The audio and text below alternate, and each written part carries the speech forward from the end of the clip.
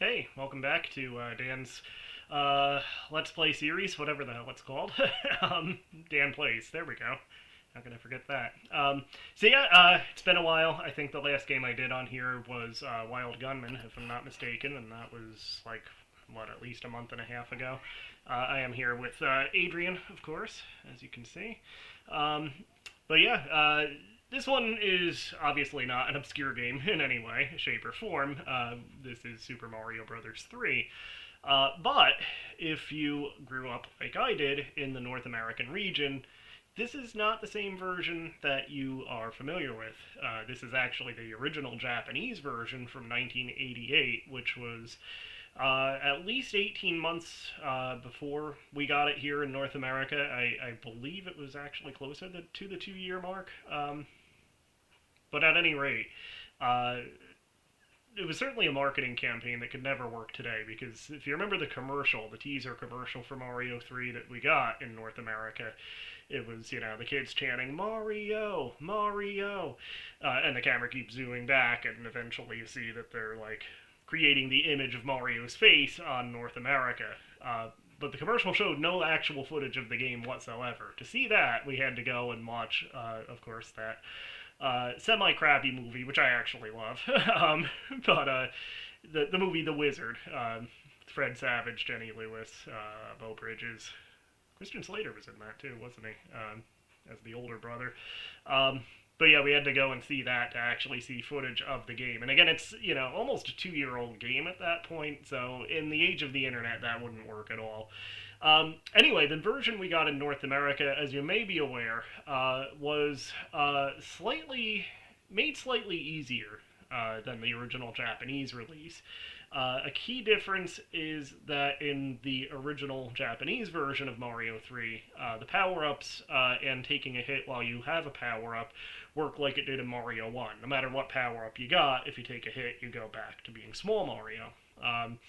Whereas in the North American version, they made it so that if you get hit while having a power-up, you go back to Super Mario, and then you can take a second hit before going to Small Mario. So basically, the effect is that you get an extra hit if you are anything above Super Mario. Fire Mario, Raccoon, any of the special suits. You get that extra hit in the North American version. And it doesn't sound like a lot, but it really does make it a lot easier than the original Japanese release. There's a few other minor differences, too. The ship level towards the end of the game, for instance.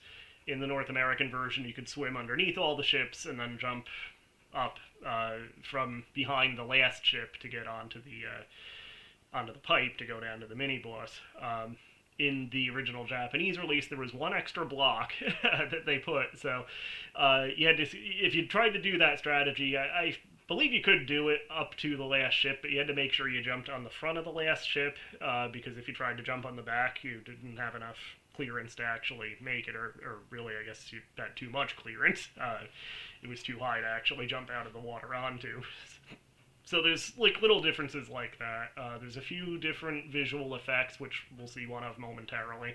But yeah, the biggest gameplay change is that power-up system and how that works. Which again does make it much more challenging. So as far as what I'm going to do today, I'm not playing to win or anything. I haven't even played through the North American version in a couple of years, so I'm probably way out of practice. So I'm not going to play to actually win this. Just play for a while, see how far we get, and just have some fun with it. So yeah, this is the Mario 3 original Japanese version. I'm playing it off a Famicom cartridge through a Famicom to NES adapter, which I actually pulled out of a Gyromite cartridge years ago. That plugged into a Game Genie just to make it easier to pull in and out of the system, and then that plugged into the NES. I do actually have a newer,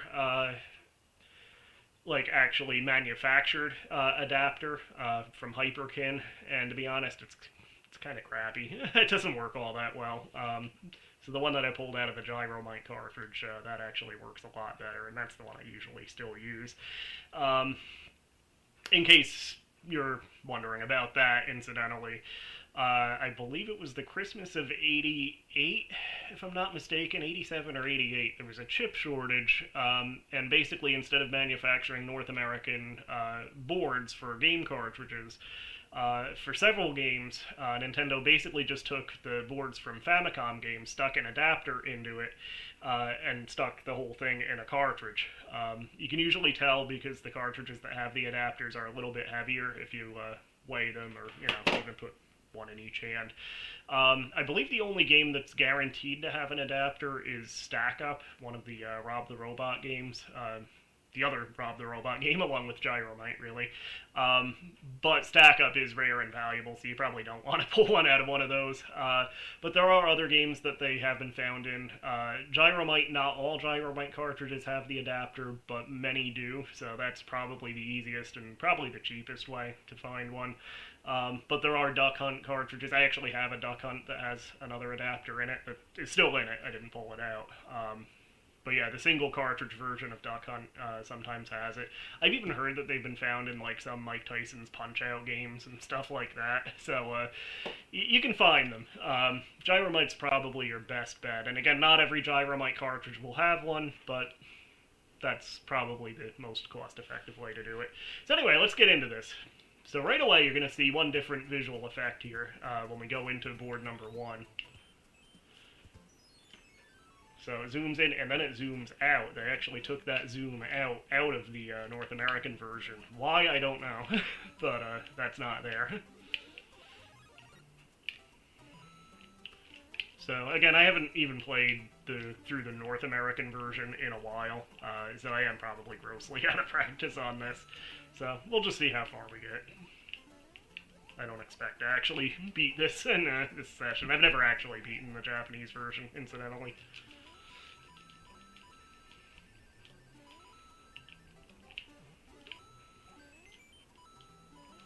One up. I'm also not going to warp. Again, we'll see how far we can get playing it straight up. No warp whistles. I probably wouldn't even bother getting the warp whistles, since I'm not going to use them.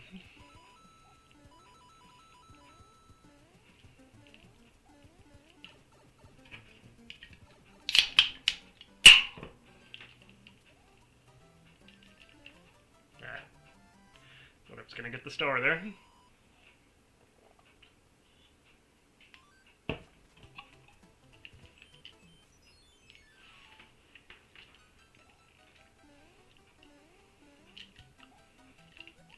Just slid into him with my butt.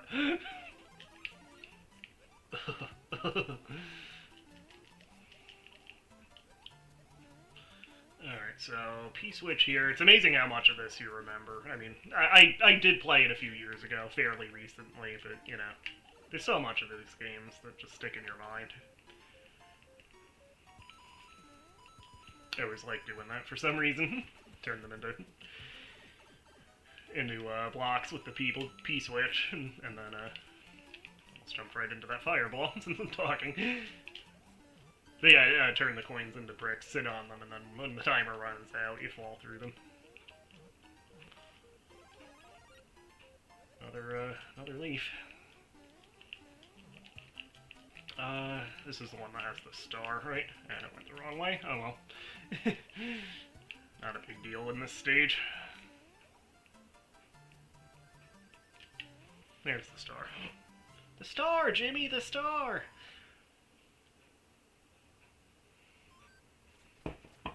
Alright, so board 3 in World 1, of course, is one of the stages that you can get a warp whistle from. I'm actually not going to bother on this session, because, again, I'm not going to warp. I'm just planning to get as far as I can. But,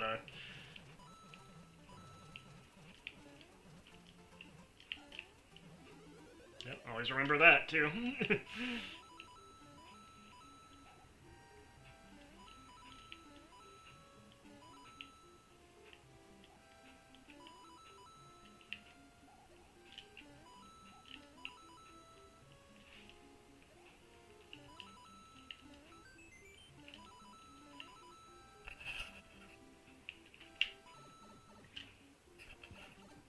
Sorry, just on my camera a little bit there. Alright, so I'm not going to do it, but for those that may not know, in case anyone watching this doesn't know how to get the warp whistle in this stage, if you kneel, if you crouch long enough, I'll demonstrate this. If you crouch for a couple seconds on a white block in World 1, you'll actually fall kind of behind the scenes, basically. I think it does wear off eventually.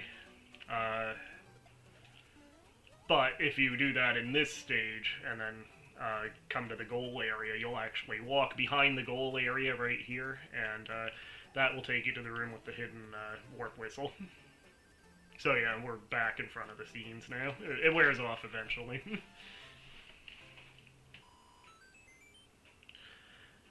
But yeah, that's how you get the first one. The second one is in the fortress here, and then the third one is in it's on the world map. It's actually in a Hammer Brother, a hidden Hammer Brother in World 2. Alright, let's go to the Toad house. So Toad's gonna speak Japanese here, obviously, since this is the Japan version. So I read an article, a couple years ago, but it kind of was an expose of how the Toad houses work in this. It's actually not random, at least when you open the chest, apparently. If I remember right, the game actually picks which item you get when you first enter the Toad house, so it doesn't matter which chest you open, they're all going to have the same item in them. So it is somewhat random, like the game does pick, like I assume through a random number generator, it does pick an item when you enter the Toad house, but it doesn't matter which chest you open. Any one you open will give you the same thing. So here's World 4. This is the first auto-scrolling level, and I always liked this stage, actually. This is a fun one, I always thought. It can get a little nerve-wracking. You can do a lot of show-offy stuff if you're in practice. I think you can get the coin, is it the coin ship or the, I think it's the match game you can get from this, I forgot that one up was there. I missed it anyway, but yeah, I believe it's the match game that you can get if you get a certain number of coins in this also.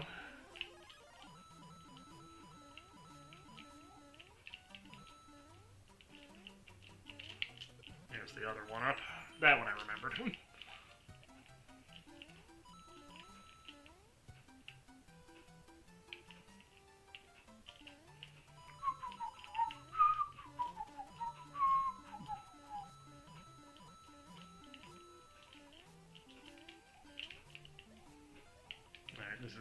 This is the end, right? Yeah. Bounce off him.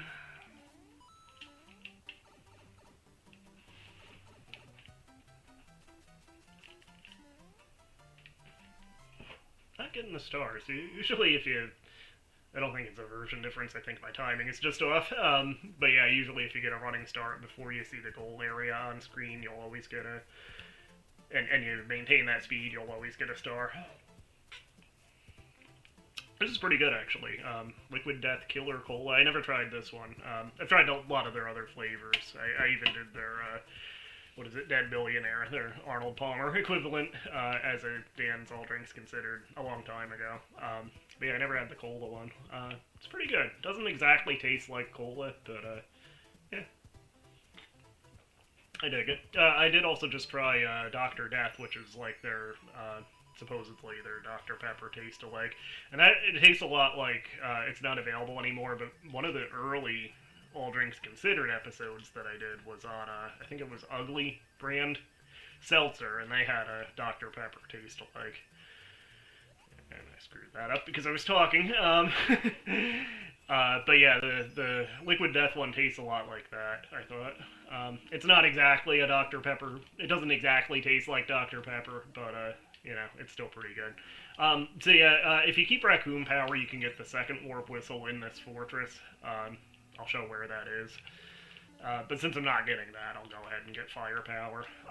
That's actually one complaint I have in this game, because I always like the Fireflower power in Mario games.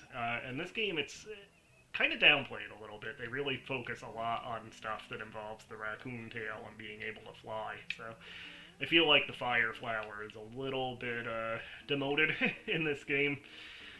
So anyway, if you do have a raccoon tail, you can kind of run back and forth here to get your P meter up, and then when you're able to fly, you can fly up and over that ceiling. And this is actually the one they show how to get in the movie The Wizard. Jimmy just intuitively knew how to get it, I guess. But, so I think this room is a little different too. Yeah, this room, basically where I'm standing was the end of the room in the American version, but, in the Japanese version, it's more that they took out the extension on the room. These, like, 2 tiles next to me of spikes were removed, so where I'm standing is the end of the wall, and I think they might have shifted the door over, too, so that the door was over the 2 higher spikes. So yeah, this was a little bit reworked. Not in a major way, but it is just enough to make it a little easier in the North American version. We are doing good so far. I haven't taken any hits or anything. But we're in World 1, so go figure. I always like this stage, too. There's this guy, like, I remember when Mario 3 came out, and this was, like, cool, because you had, like, the underworld music, it was still the same tune from Mario 1, but you had that, like, rap beat over it. Which was, you know, it was 1990, it was of the time. I think this is probably pound for pound my favorite Mario side-scroller game. At least probably my favorite Mario game overall, if I had to pick just one. But certainly my favorite of the side-scrollers. But yeah, I mean, a lot of people swear by Mario World, and that's a great game, don't get me wrong, but I always felt like the stages had a little bit more variety to them in this game. The power-ups, certainly there were more power-ups in Mario 3. Mario World just had the Fire Flower and the Cape Feather. I think that was about it. You know, and if you count him, Yoshi as a power-up. But,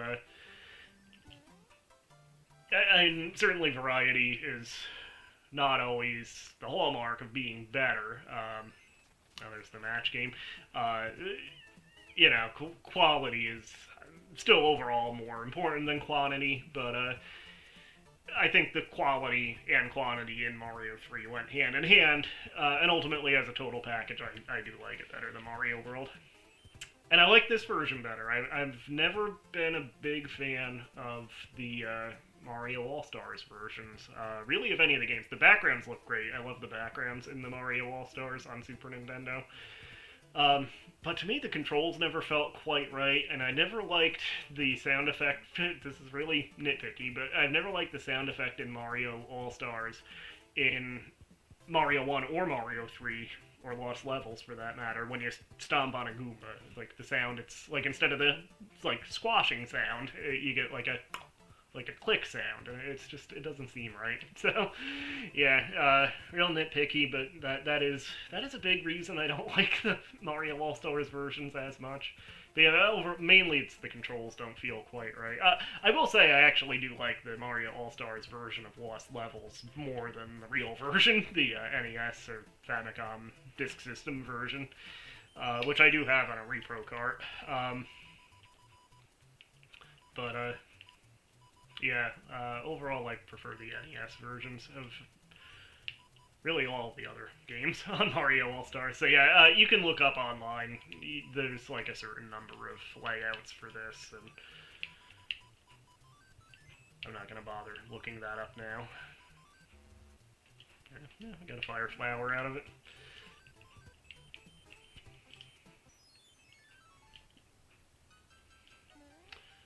And this stage we're probably going to want to get that raccoon tail.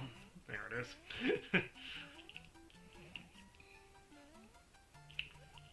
World 1 does have a lot of, like, aerial stuff in it, doesn't it? There's a 1-up.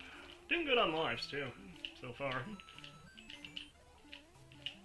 Another visual effect, we haven't seen it yet, but when you have, like, the frog suit or the Tanuki suit, when you take a hit with those, you actually see, like, a little, like, ghost image of the suit, like, popping off of Mario in the Japanese version, which is not in the original.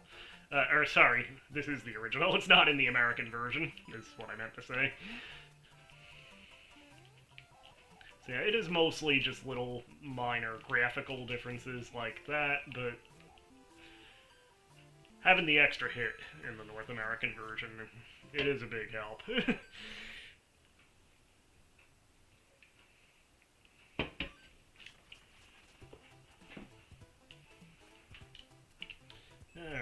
Brothers.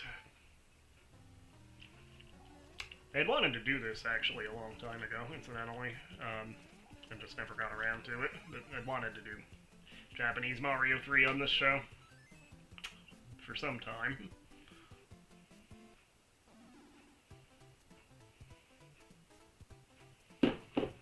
Alright, another Toad House.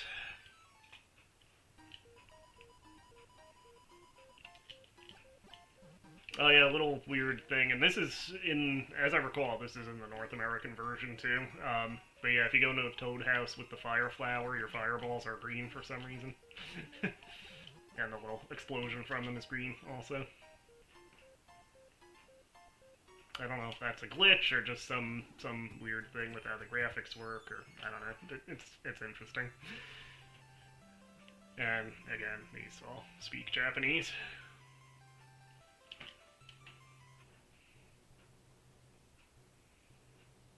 This game really was, I remember playing it for the first time, and it really was like a...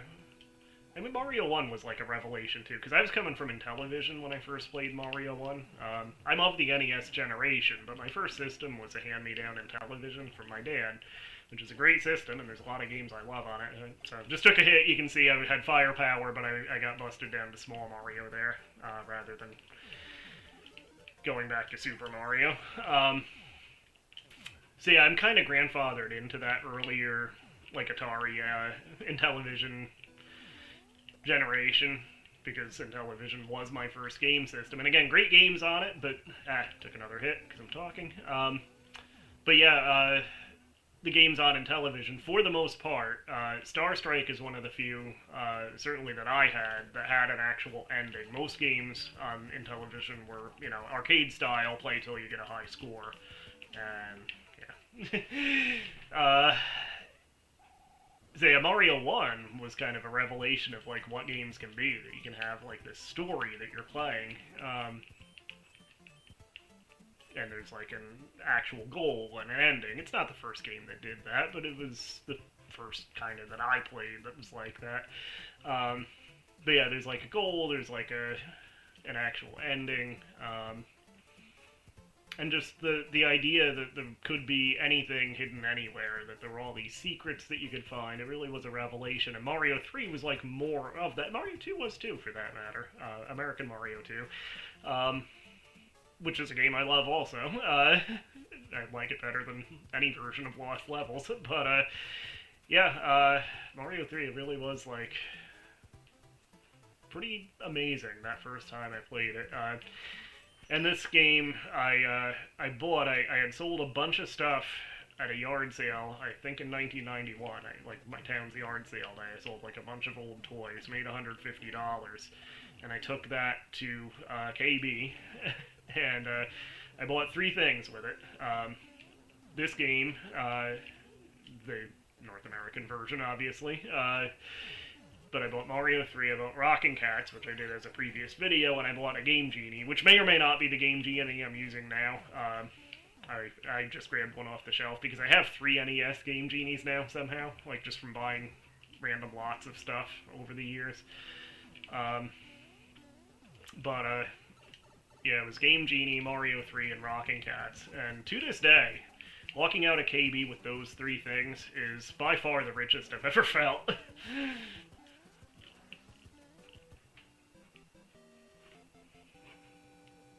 Like, there was the meme, it was like Bobby Hill dressed like a pimp, and the caption was like me walking into the Scholastic Book Fair with $20 and walking out with 4 Goosebumps books and a Lamborghini poster.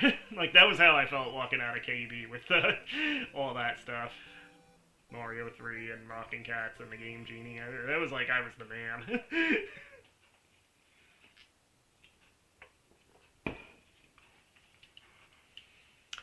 You know what, let me actually see, just out of curiosity, what her signature says according to the Google Translate app, if I can get it to actually read the screen here. Because I assume it says her name is Peach in the signature. Yeah, it does. I hope it can be of some use to you, Peach. Just kind of interesting because, of course, in North America, she was always Princess Toadstool right up until Mario 64. That was the first game that referred to her as Peach in North America. So yeah, and all the NES games, Mario World, Mario RPG, where she was a playable character as she was in Mario 2. But yeah, even as in Mario RPG, she was called Princess Toadstool, and yeah, it was only Mario 64 when they finally. I think her first letter at the beginning of Mario 64, she signed it as Princess. She signed it Princess Toadstool, and then she says Peach. So that established that her name was actually Peach, and then they just used that forever after. But yeah, it's just kind of neat to see, obviously, in a language I can't read without the Google Translate lens, but still kind of neat to see her referred to as Peach on the NES.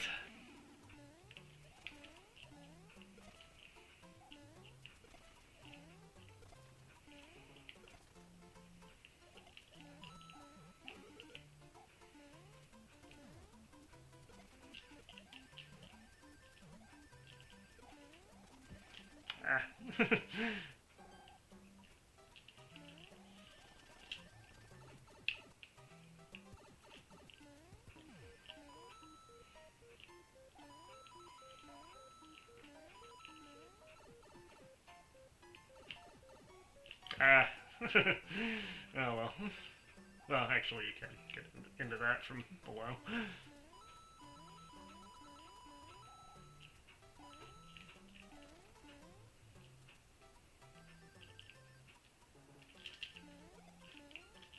Yep, I saw you hiding there.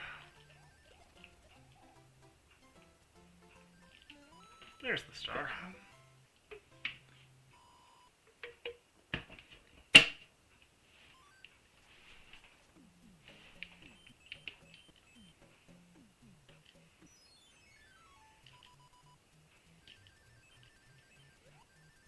Oh, I didn't mean to. I somehow tapped A twice. Did not mean to do that.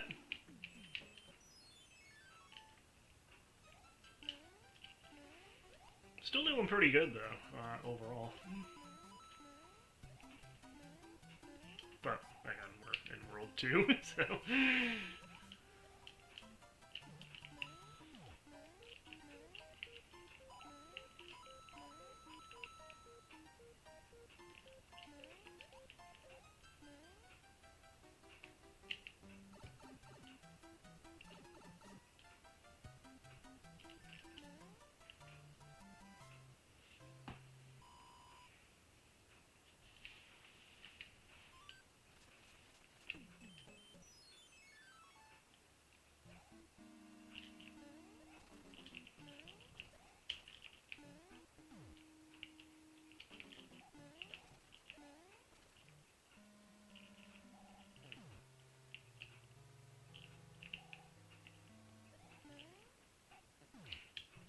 Slightly over-aggressive boo there.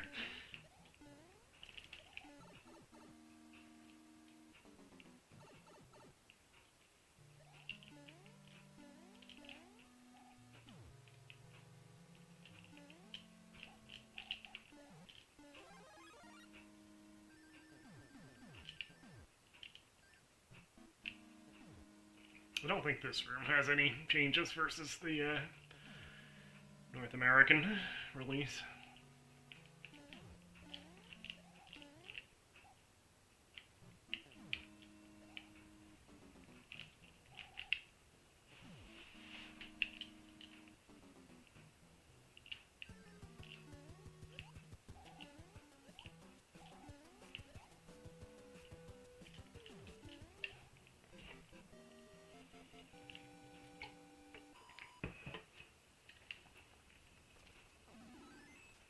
Yep, match game again. Alright, let's see, anything else here?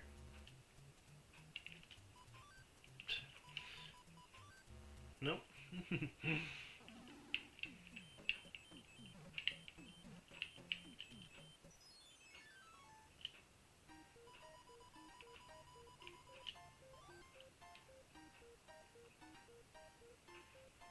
I feel like, I mean, sometimes you do use them in the North American version, but I do feel like, you know, with that extra, with that one less hit you can take in the Japanese version, those inventory mushrooms are probably even more useful in this version than in ours, in the North American version.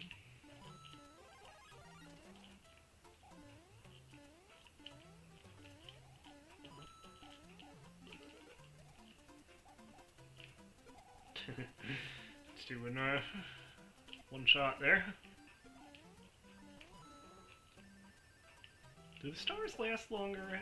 It's probably just perception. I don't think they changed how long the stars last, but... Ooh. Just didn't quite get the right timing on that. Oh, shit. Well, speaking of those, inventory mushrooms, might as well use one now.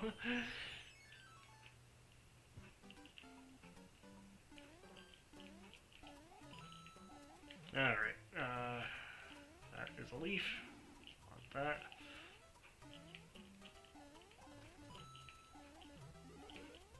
Ah, come here.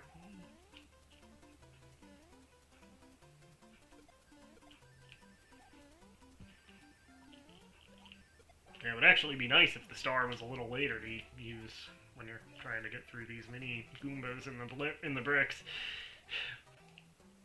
There we go.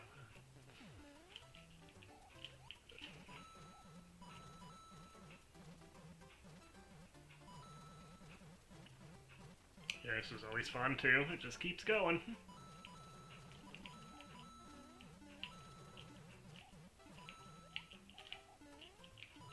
Yeah, it's a multi-coin block there.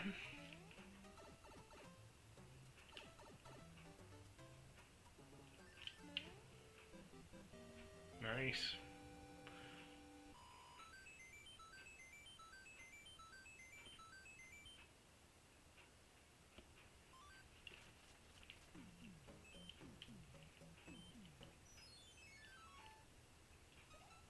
Oh yeah, this is the quicksand levels, the one with the famous level with the angry sun. Which I use that meme a lot on you know, real hot summer days. You know, it's so hot it feels like that level in Mario 1 where the sun is chasing you. Not chasing us anymore though. Of course, then I take a hit.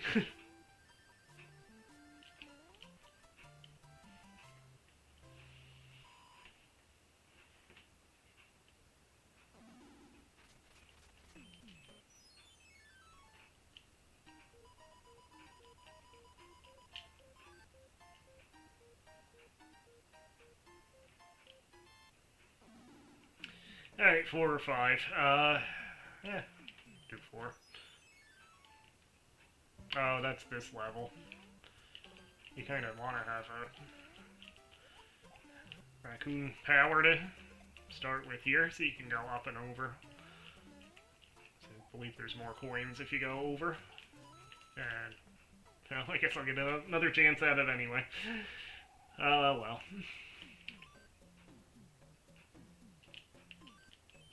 Try it without the star or anything.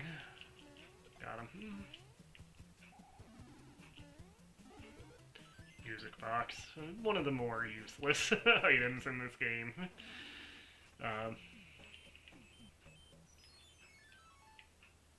Yeah, they put the Hammer Brothers to sleep. They're not the most useful thing in the world to have.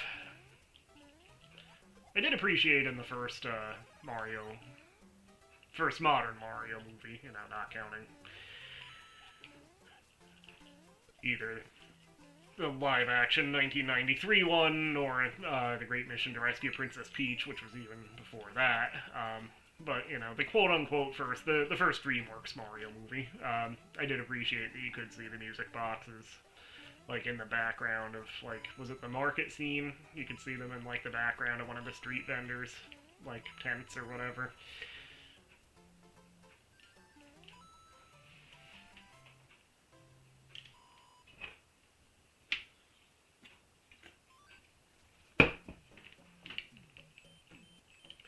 Yeah, do the pyramid.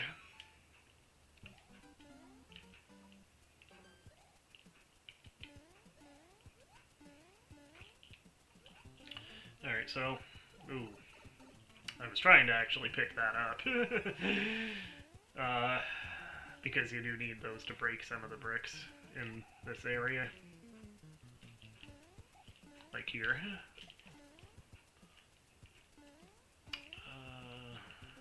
So, which way to go?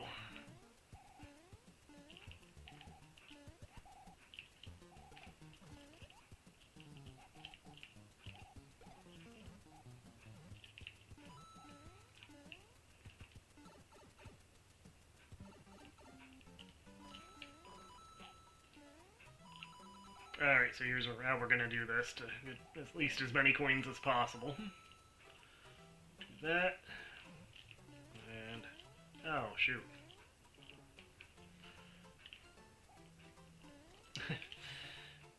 Now, because I don't have a raccoon tail, I can't break that, so I can't hit that switch.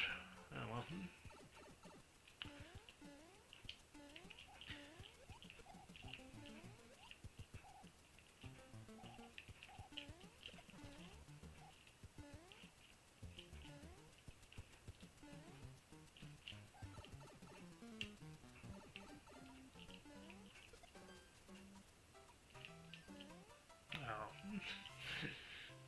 No star.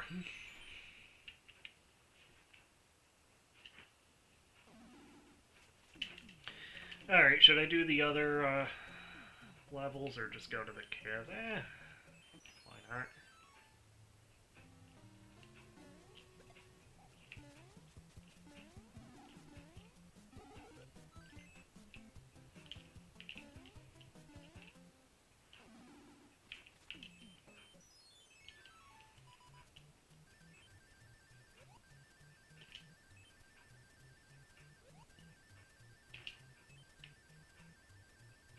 Oh. Thought I had that one that time. Alright, so, the warp whistle here. Actually, we'll go through there because I think there's a toad house also. So yeah, if you use the hammer to break that rock, there's like this hidden section with a toad house and a hammer brother, and the hammer brother has the second, or actually the third warp whistle. Yeah. I think that toad house might always give you the frog suit. And why not? We'll get the, we'll get the whistle. We probably won't use it, but...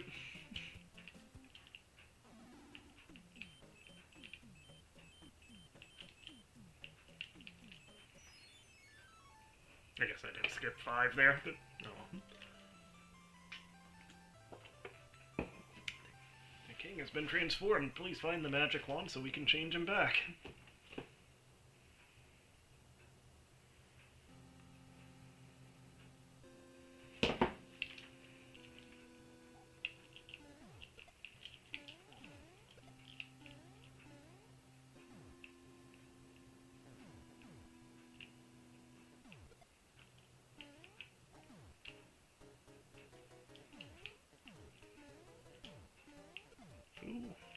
Ah!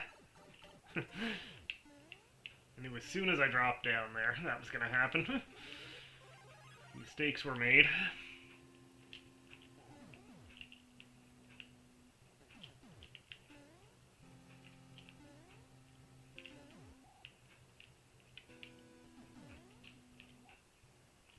This might be... I think this is the introduction of Monty Mole, right? They weren't not in the first ship. Oh, shit. Alright, well.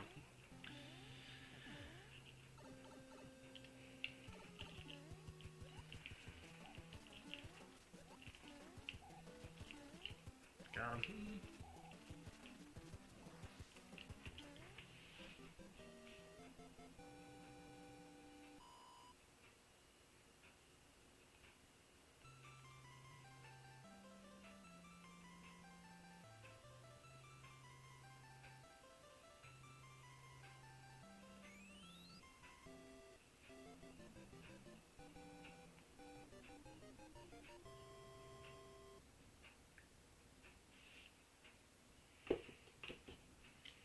There's Jugum's Cloud. Jugum, of course, was the I use that frog suit. Jugen was the Japanese name for Lakitu. And for some reason, in the manual for the North American Mario 3, they didn't change the name of the cloud, even though they did change the name of the enemy. So, who the hell is Jugen, basically?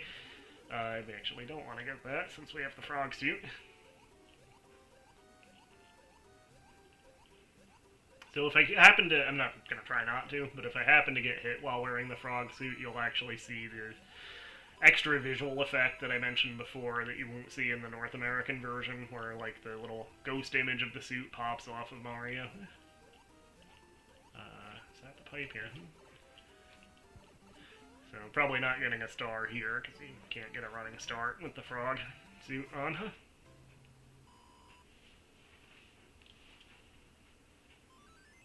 Oh, match game again. See if we can get something this time. I did see a star. Not there. Yeah, mushroom. Well, now we know where the 20 coin is, right?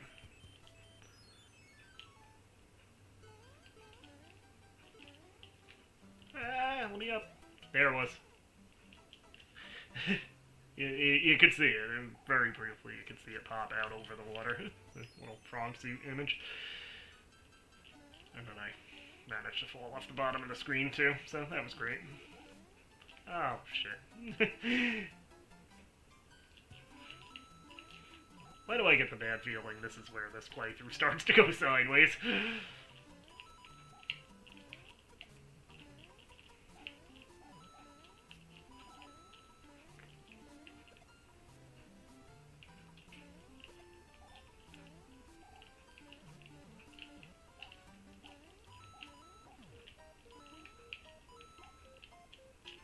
Oh, why did I jump? I knew he was gonna spit too. Why did I jump into it?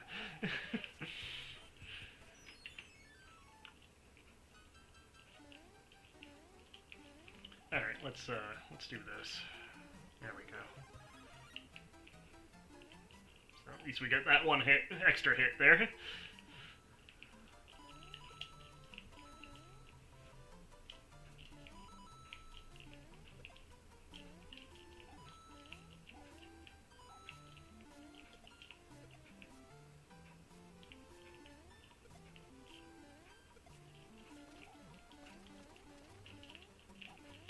Oh, what?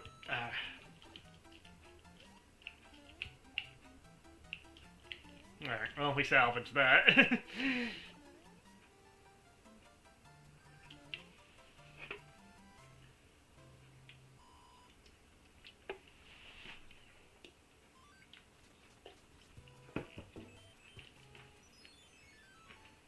Hey, buddy.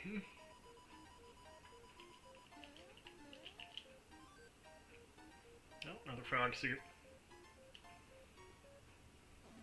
So we actually don't want to use that for 3, because 3 is not a water stage.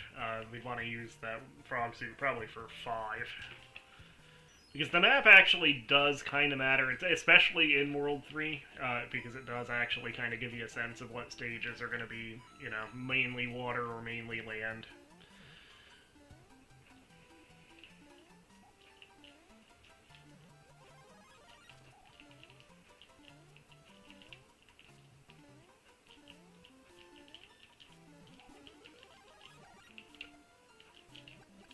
Come here. Gotcha. That'll come back in a few seconds, but...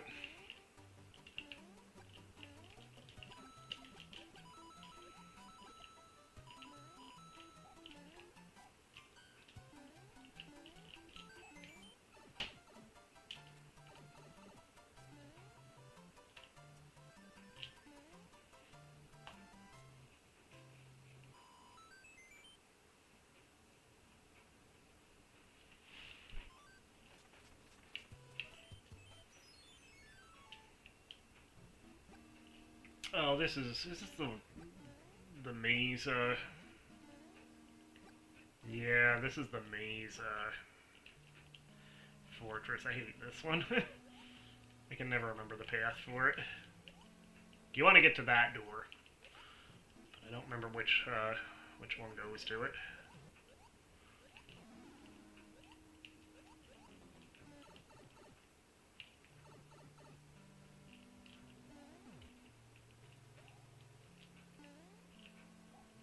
let's see which door sticks out.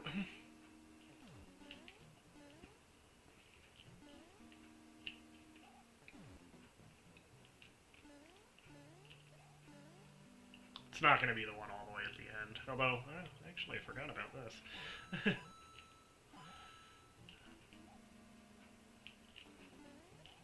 Oh, come on.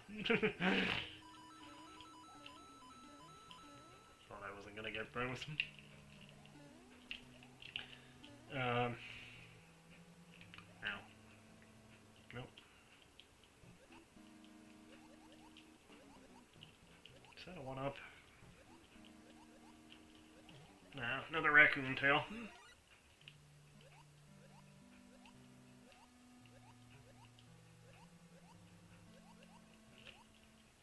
And that's a raccoon tail, too.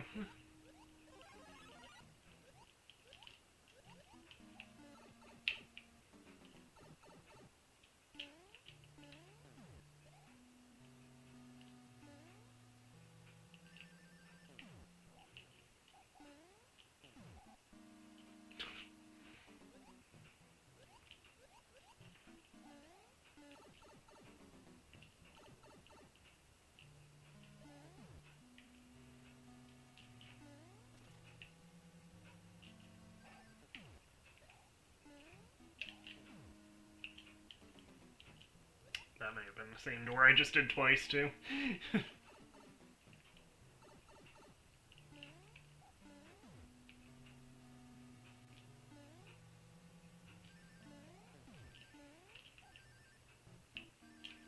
Yep, well, one up anyway.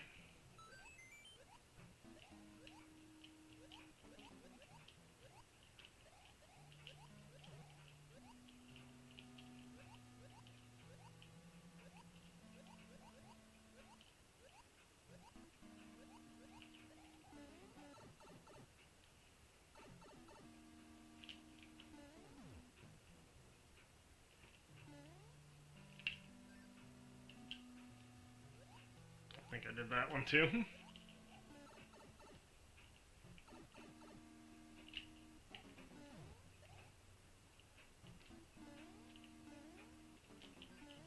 Ah.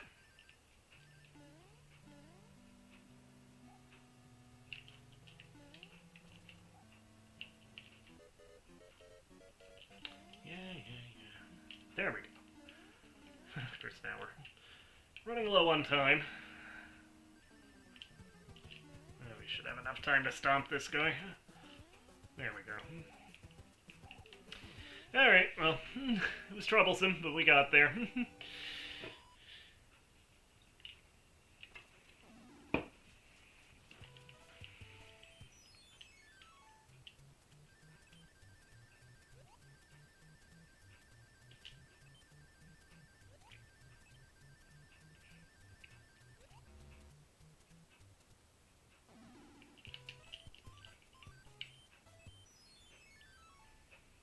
Oh, Jesus.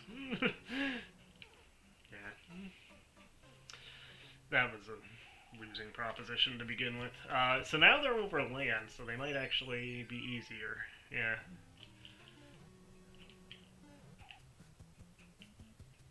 There we go. Not so tough without your, like, 3 inches of water to jump out of there.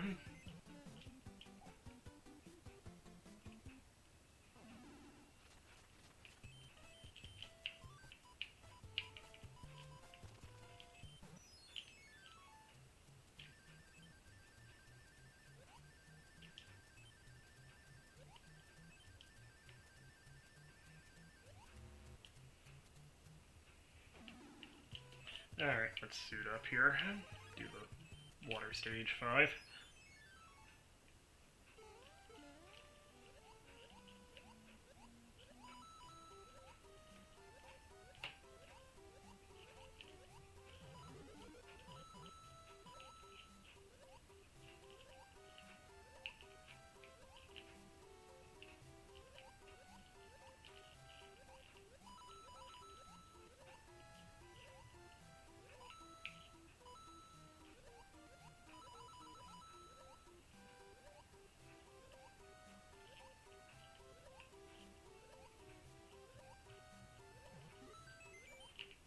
I did not even remember that was there.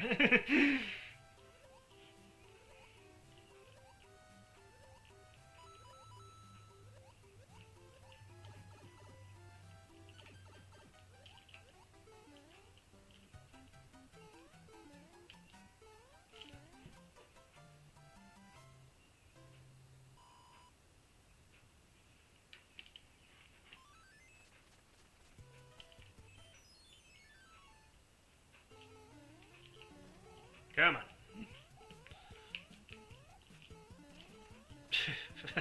Like, I barely even moved before I got hit as regular small Mario, but somehow I beat that version of that fight with a frog suit on. Go figure.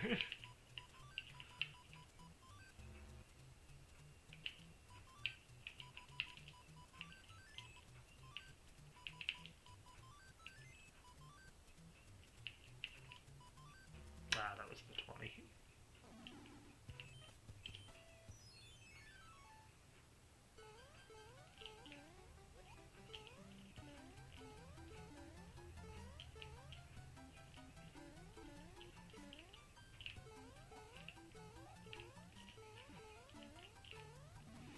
Yeah, so you don't see the little suit pop off when you just get a different power up, but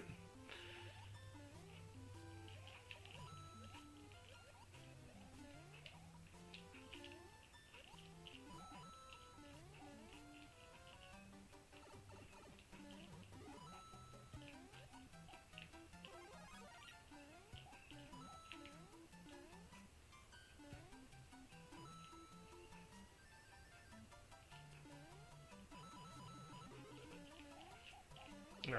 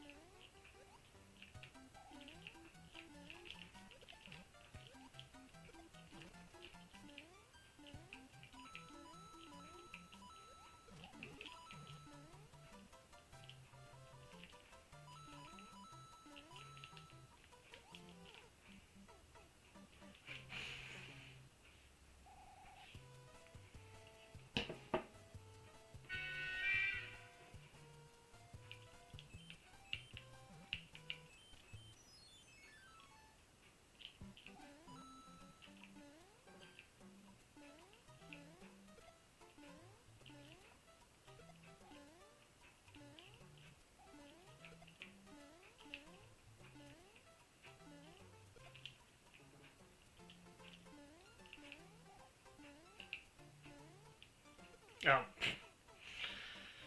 Yeah, this is probably getting to the point where we start to go sideways again.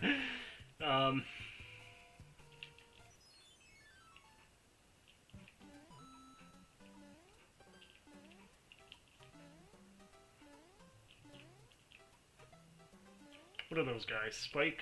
I think their name is Spike. Were they in a Mario Party recently? Were they in Jamboree? I have to play that again. I had some pretty good online games. I usually don't, like, very few games I've ever play online. Mario Party, the recent ones, and Mario Kart are about it. But, yeah, I did have some good online games in Mario Party Jamboree. I usually play Waluigi. Yeah, I know Monty Mole was well, no, Monty Mole was in. Switch was confusing, as there was Super Mario Party, there was Mario Party, the Super Mario Party, there was Mario Party, what was the one before Jamboree? Mario Party Superstars, and then there was Mario Party Jamboree, which is actually Super Mario Party Jamboree, so yeah, the titles were all screwed up. Just number them at that point. Yeah, I think Monty Mole was in Mario Party Superstars.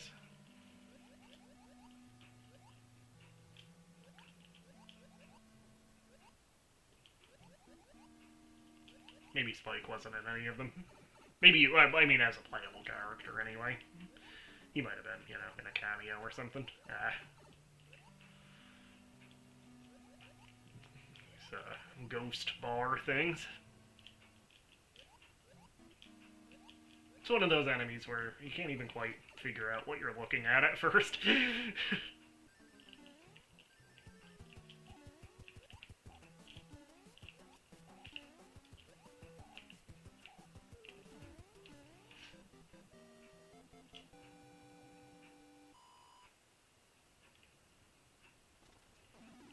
There we go. So I actually should have saved the pickaxe for that rock there.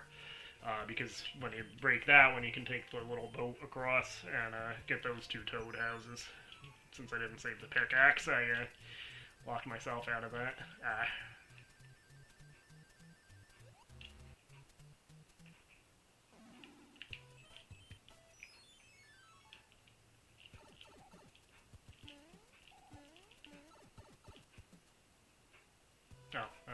Wait. Something has gone amiss.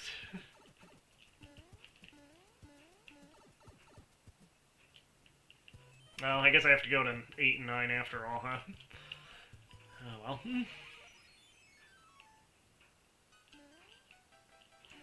I'm almost tempted to use either Cloud or the P-Wing on this one.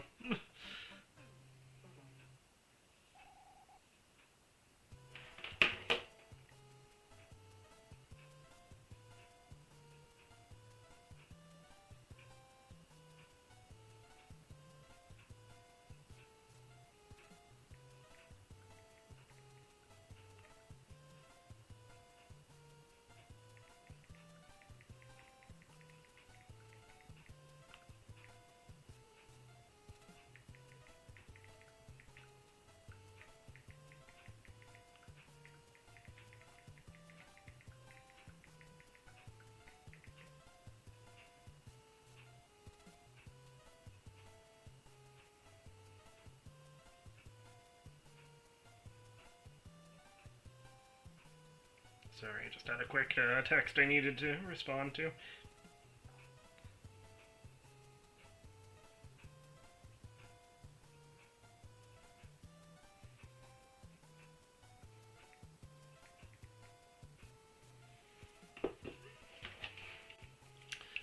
Alright, go ahead and burn the P-Wing.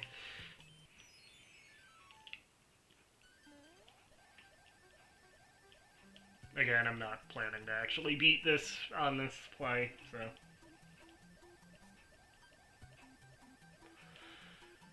we'll just go ahead and use that. The P-Wing is, you know, for those not already in the know, the P-Wing basically gives you Raccoon power if you don't already have it, and it makes your P meter, your flight meter, stay full for the entire stage. After the stage ends, you keep the raccoon power if you still have it, but your meter goes back to normal.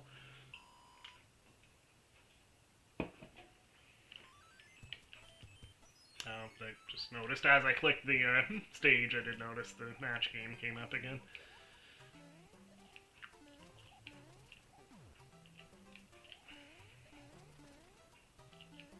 The bombs.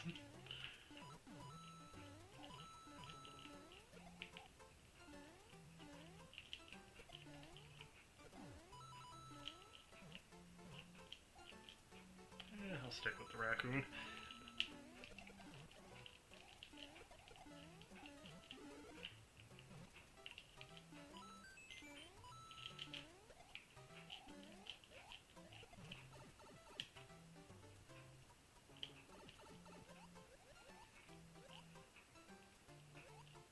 There may be something to the left, too. Might as well swim over there.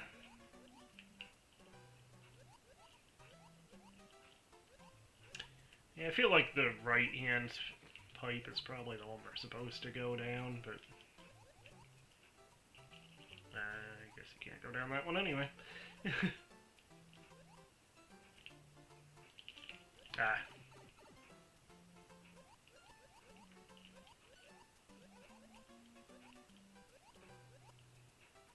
Yes. I'm just gonna go back. It's going too far. I mean, the nice thing about being small is you are a little bit more maneuverable when you're trying to swim. Doesn't have the thing like Mario 1 where if you're on the bottom as small Mario, you can't be hit. Because you can use that underwater. I should have actually gone for the firepower. In retrospect. Oh. Well. Never mind.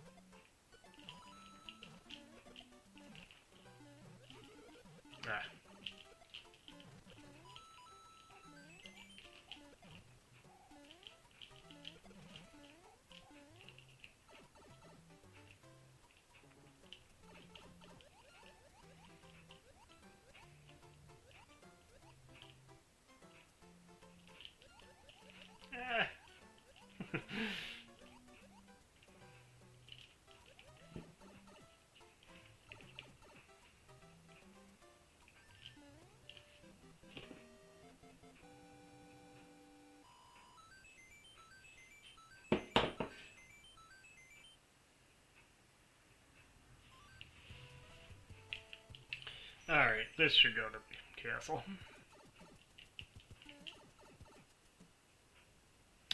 Which actually is, if you haven't ever noticed it, the island here is supposed to vaguely look like Japan, with the, I believe the castle in the general vicinity of where on that, weird version of Japan where Kyoto would be, which, of course, is where Nintendo's based.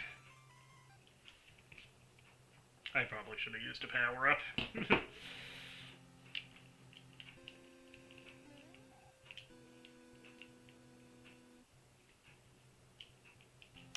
See you there.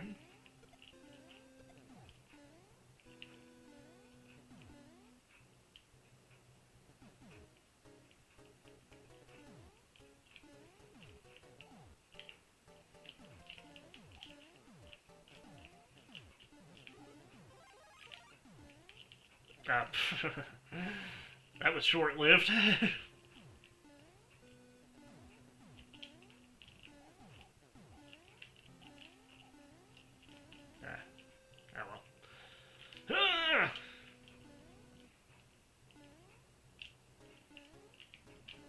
So you jump further if you make that noise.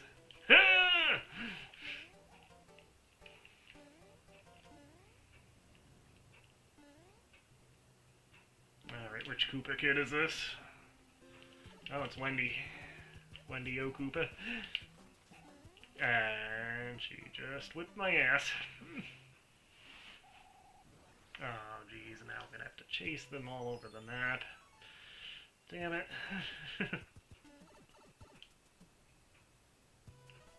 Alright, where'd you go?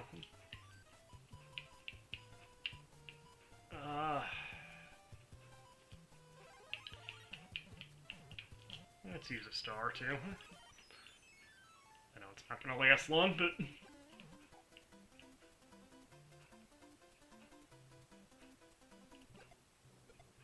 Nope, not long at all.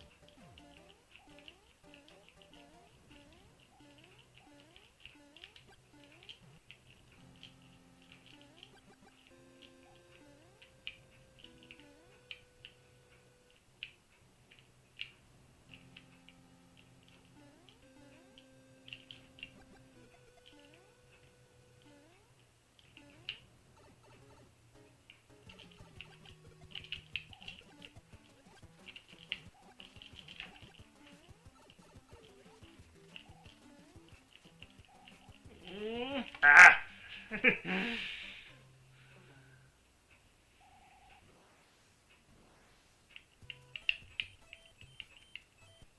Forgot that match game. There we go.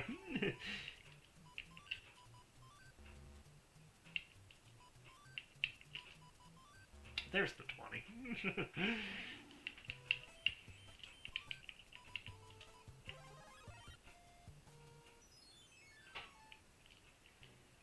Alright, try it again.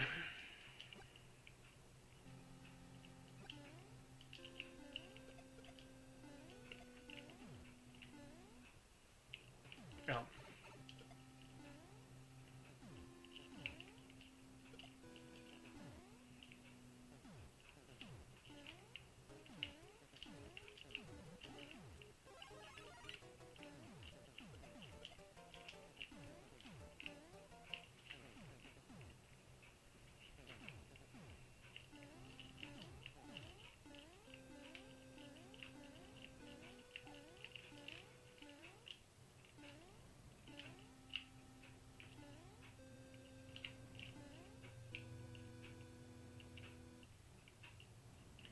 Oh, walked right into it. Come on. Okay, there we go.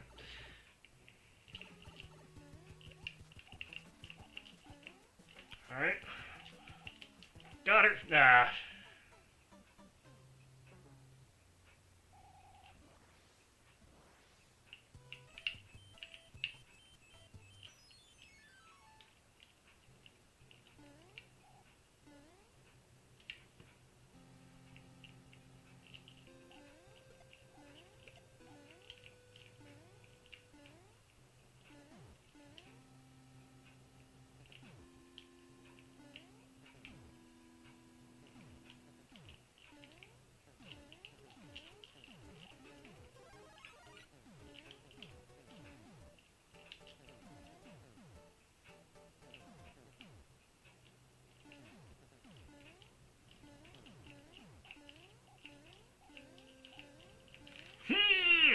Ah.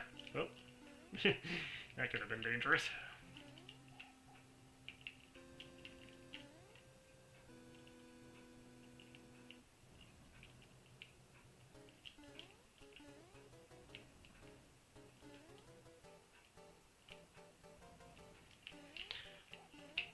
We almost had her last time.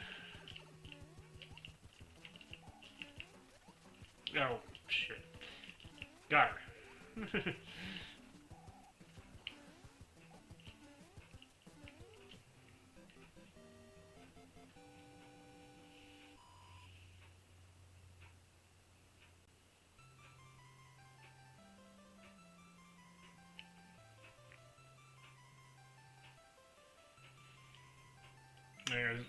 There's the king that looks like Mario.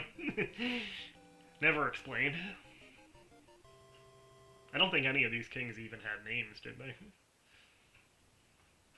Oh yeah, thanks for that music box. That's certain to not be useful.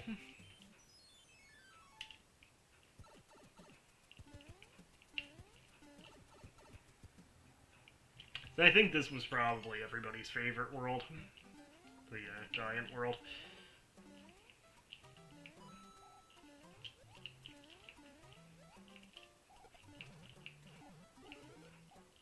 Come here.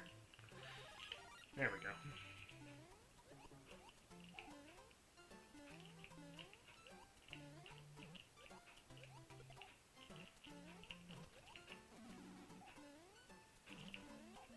Oh.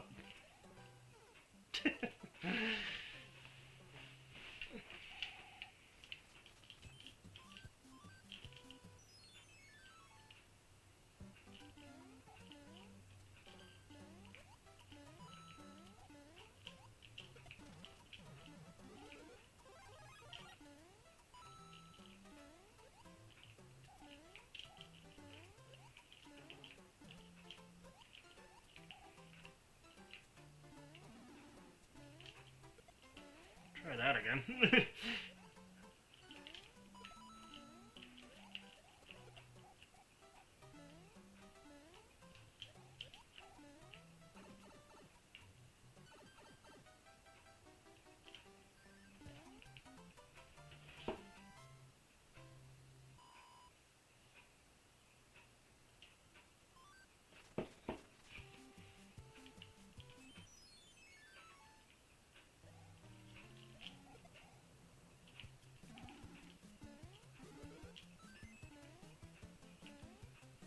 Nice. Second Jugan's Cloud.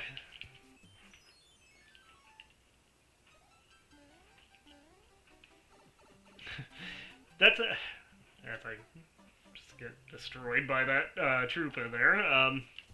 Yeah, I never really thought about it, but this is kind of clever as a subversion of like the levels with the Big Bertha fish in World 3. Where you had the giant fish and, you know, regular enemies. Here you have all giant enemies except this piranha plant, but then it's a little fish.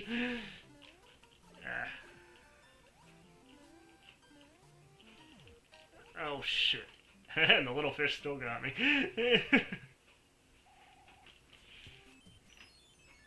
Just getting sloppy here. I kind of feel like, you know, since I'm not planning to beat it this time, yeah, I kind of feel like I'm kind of losing a little concentration and, you know, kind of ready to be done playing, I think. I'll keep going, but I think I used a music box too there, accidentally.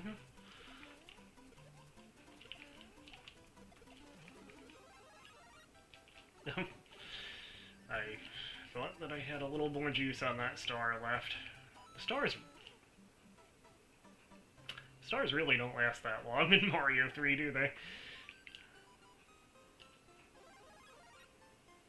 So there's the music for the music box. It's just a, you know, little lullaby version of the Mario one. Kind of main theme, the overworld music, for lack of a better term. Ah! Why is the stage kicking my ass? I want to use a Jugan's Cloud on this thing. Alright, there's the fish for now. We'll come back in a couple seconds.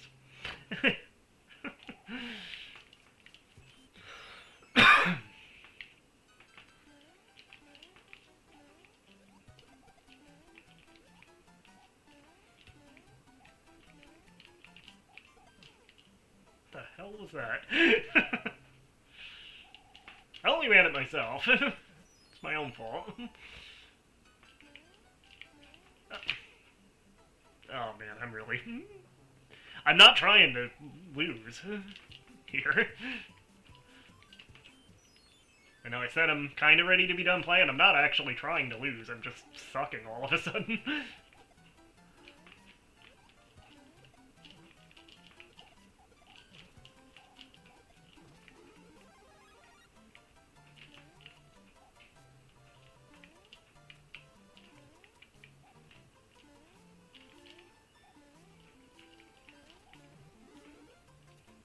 That's helpful. We got this, man. We got this by the ass.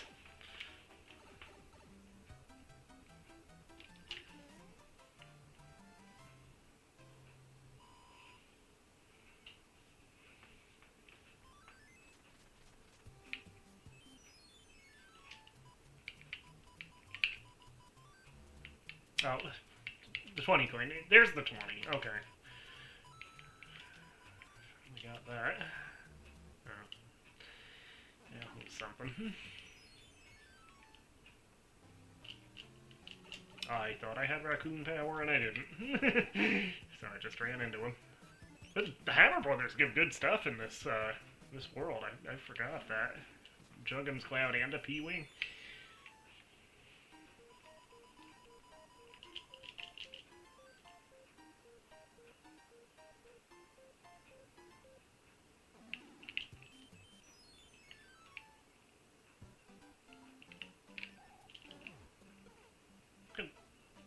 What? That's not even fair.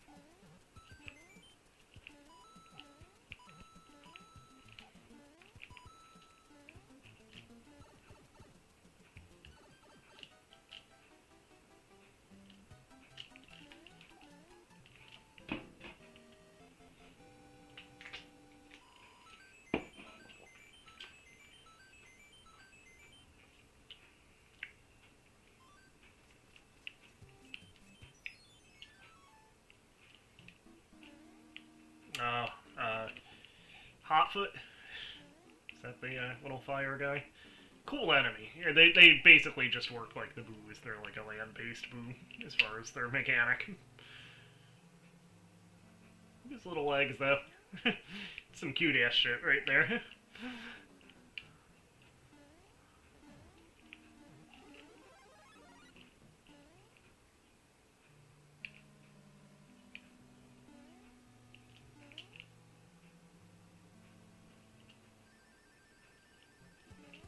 Oh. Come here.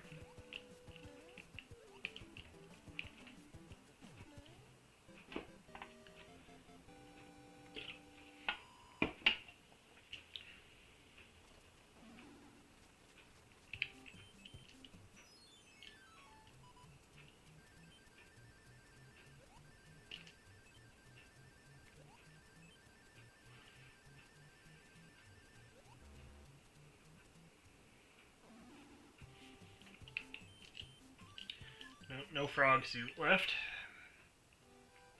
Oh, jeez.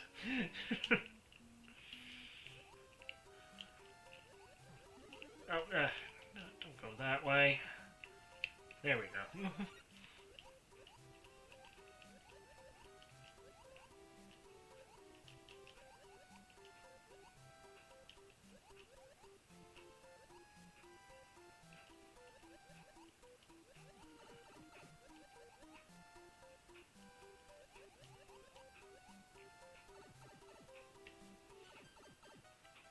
It wasn't that bad.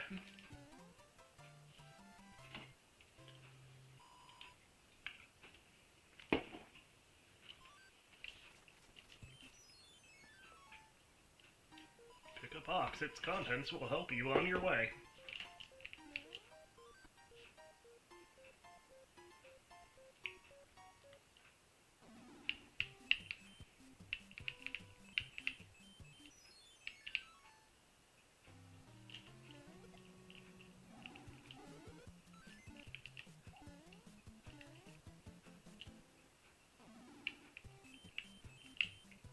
here's my thought.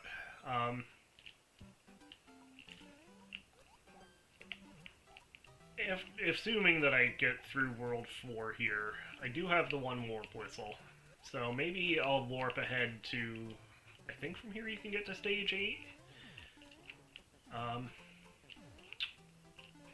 Yeah, why not? When we get to World 5, we'll warp to Stage 8. You know, just see late in the game, probably won't beat it. That's assuming I get that far. Which is not guaranteed.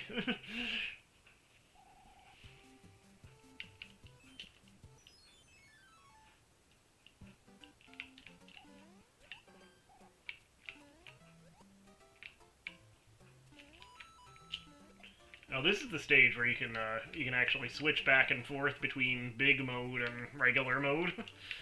This is kind of cool, actually. So you go through the door, and everything's normal size. You go through it again, everything's big. That's kind of cool. And it's probably easier with the smaller enemies, so we'll stick with regular mode.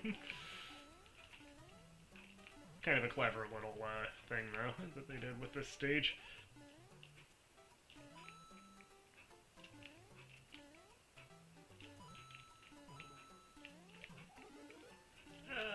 Damn. I think you can... Yeah, that door switches too. We'll go back to big mode. That's what the people want to see anyway. Ah, shit.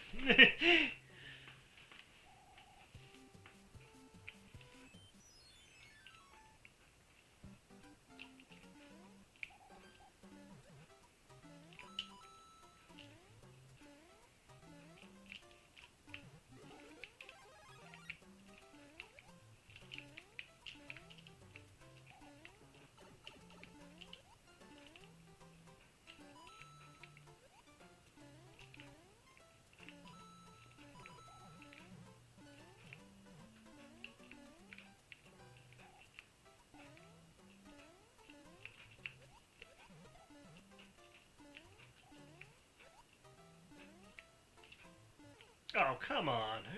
I was in the goal.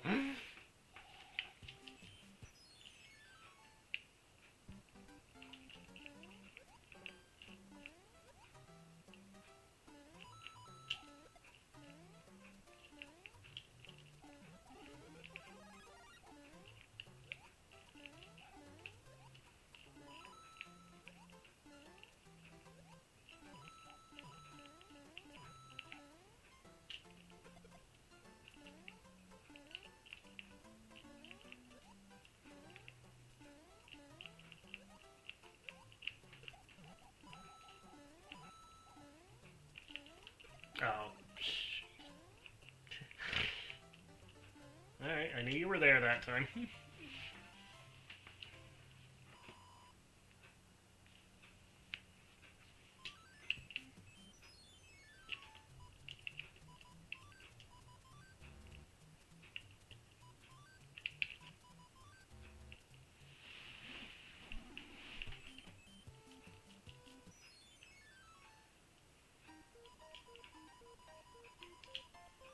Ooh, Tanuki suit. We gotta use that. I don't remember getting a Tanuki suit, you know, just from a Toad house this early. So, of course, the Tanuki suit, it's basically the raccoon suit, except you can do this if you push down and B, and you're invulnerable when you do that. It wears off quickly, but...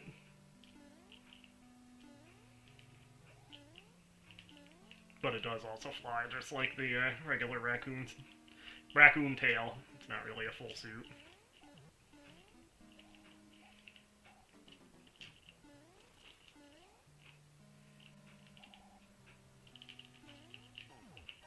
I think, is this the actual door here?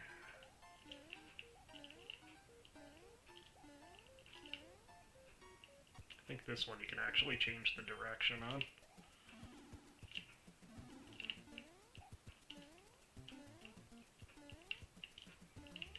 I think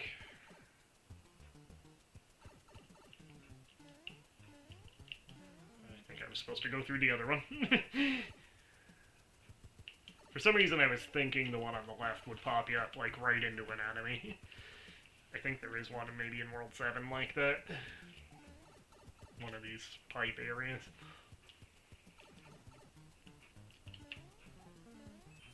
This is a very useful spot for the Tanuki suit, too.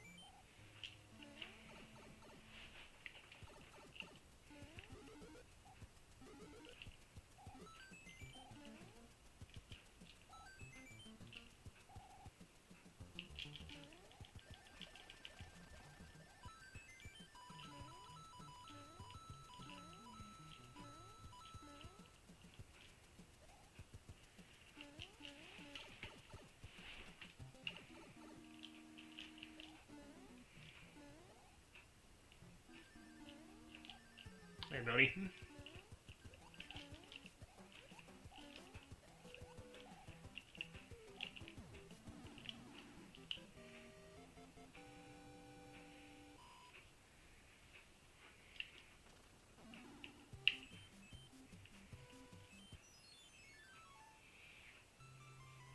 In the North American version, at least, there's actually special dialogue for, I think, the frog, the Tanuki, and the hammer suit. If you beat a world with them. I believe the king says, for the Tanuki suit, thank you, kind raccoon.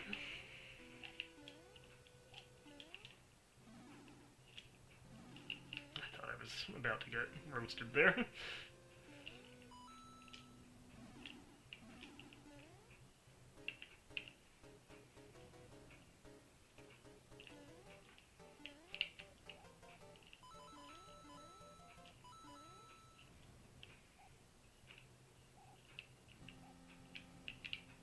Oh, damn.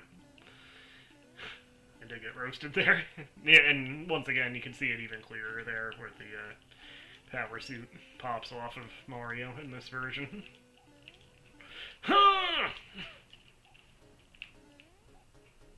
Again, you jump further if you make the noise.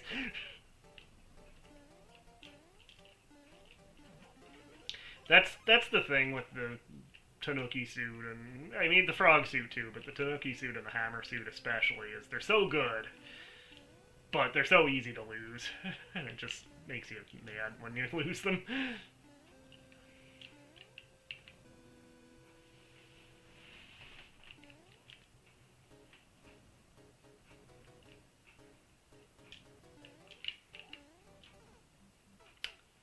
I just fell.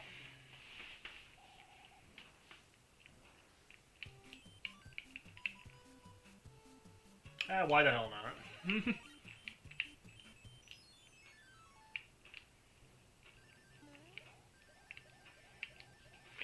We'll cheat our way through this, and yeah, then we'll use the whistle and go to World 8 once we get to World 5. I think you can get to 8 from 5.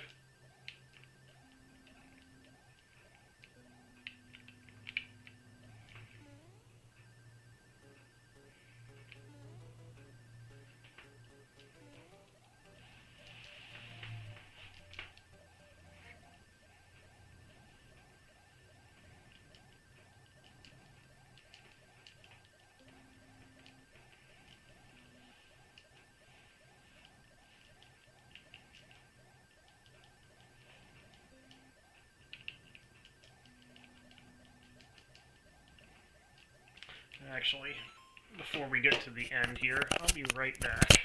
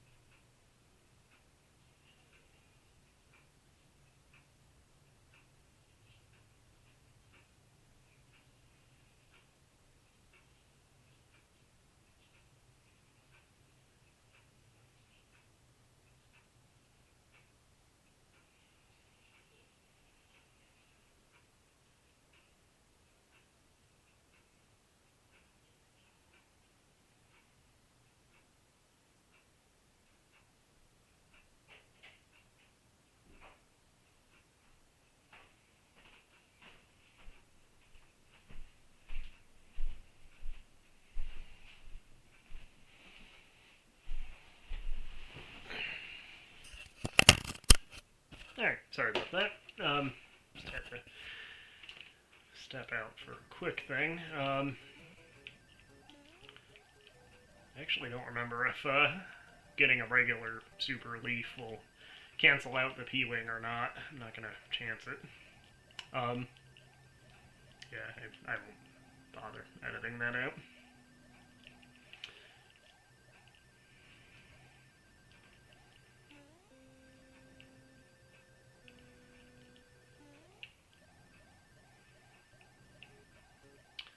Sure does move slow when you're just flying over everything.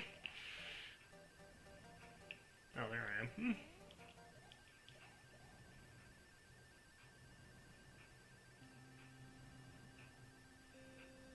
Come on, where's the end?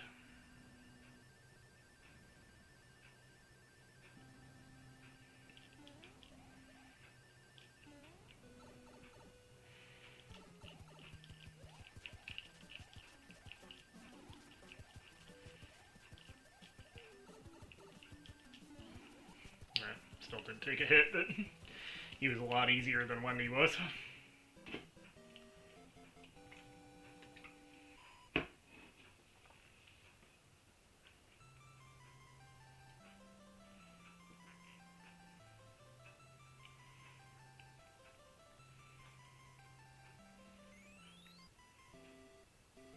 Now, with this guy's, like, kind of, you know,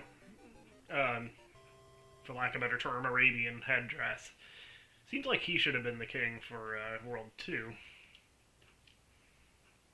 Alright, so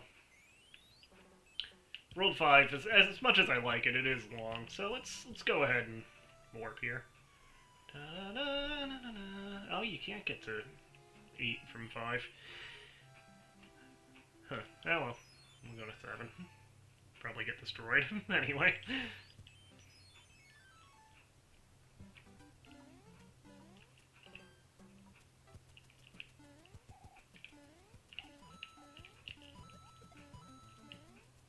I think this is the pipe. One of these spits you out, like, right on top of an enemy, I believe.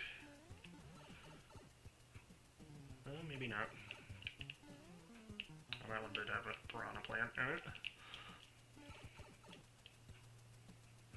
Maybe it's these two. Or not. Oh, no, but I did take the wrong one. But, yeah, this one just spits you out on the other side, so you have to go back. And then that happens. Take a quick moment to appreciate the pipe maze music.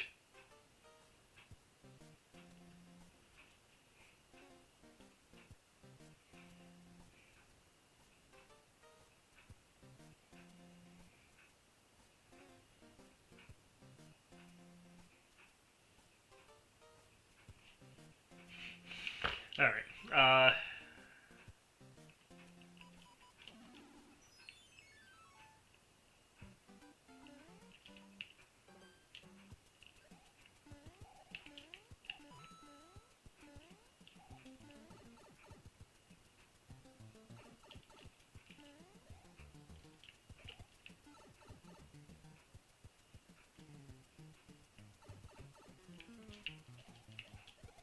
what?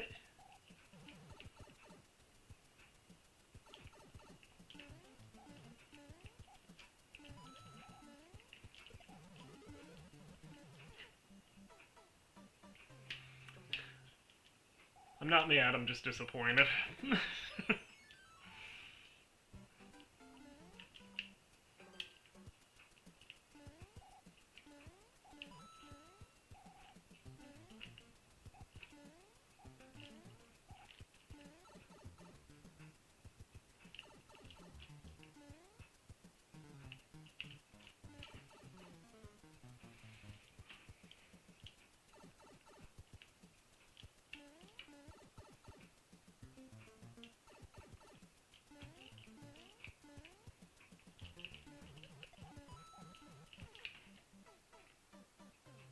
What's that definition of insanity again? Doing the same thing, expecting different results.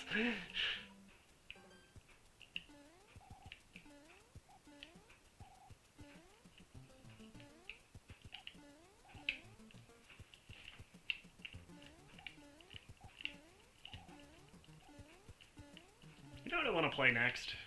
Probably as an episode, what I want to play next. Marble Madness. I haven't played Marble Madness in a long time. It's actually a short game, so I might be able to beat it. I haven't played it in, I don't know when. Years, literally. But, I love Marble Madness. I think, do I have that on, I think I have that on one of the,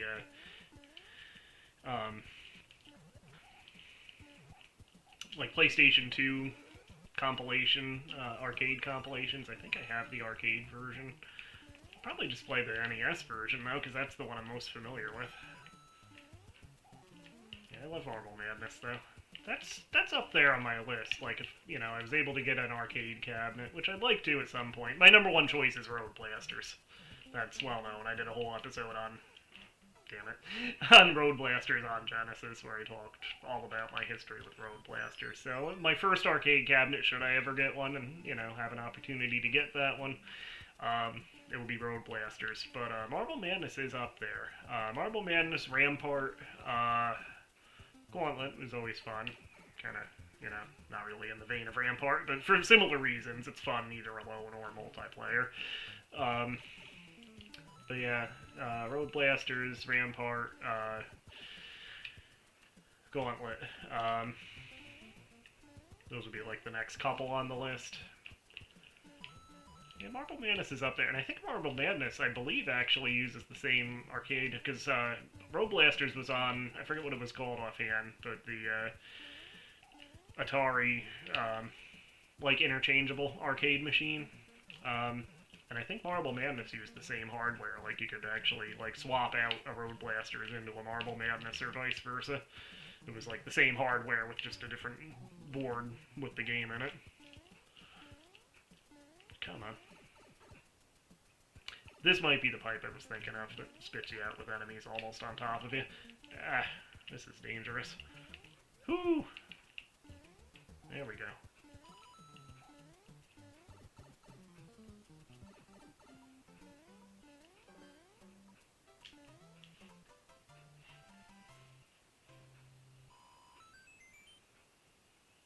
That's the Royal Sampler of cards.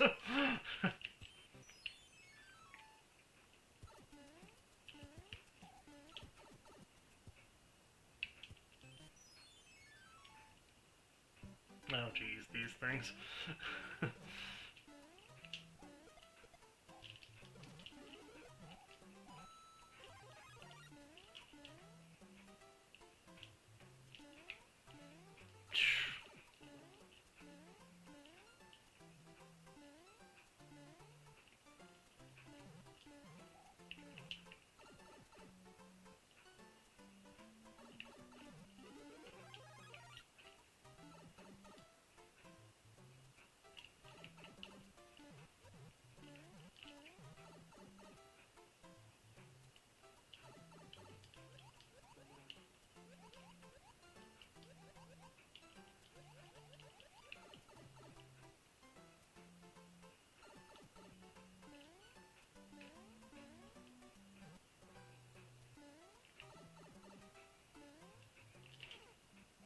The hell was I doing? Why not?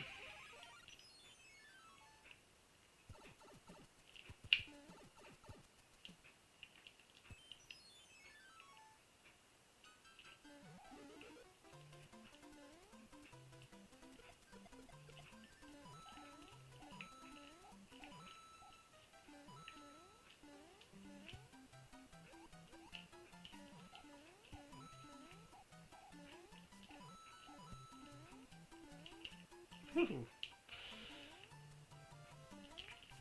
trick me with that one. Just trying to stomp him, huh?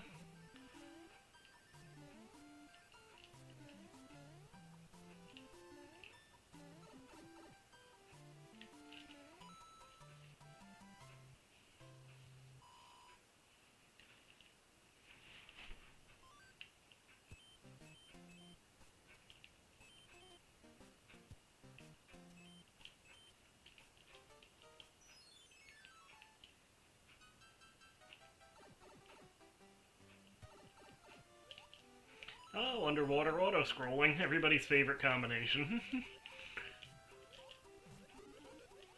Get back here. Oh, damn. Oh. Come here.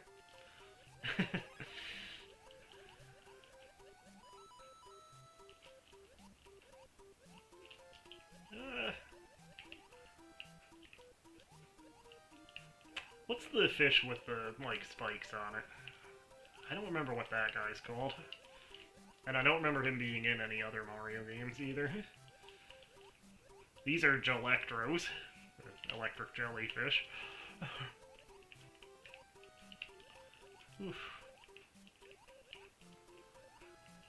That's the thing, like, even the North American version of this, just with some of these enemy placements and obstacle placements and stuff, it's, when you get laid into it, it's not an easy game. Even the North American version, with the extra hit. This is even harder, obviously, but...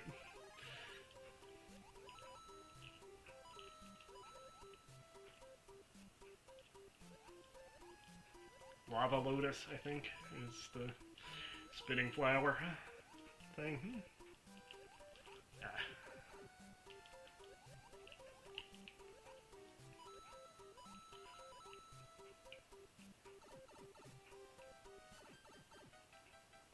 Actually, can't believe I got through that as easily as I did.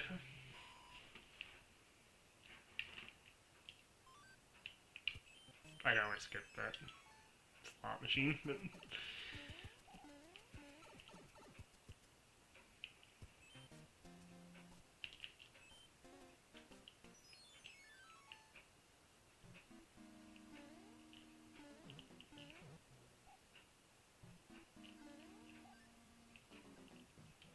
Oh, this is another, this is like the empty fortress, isn't it? Like, there's the candles for Hotfoot, and there's the bars for the ghost bar things. But no actual enemies in it.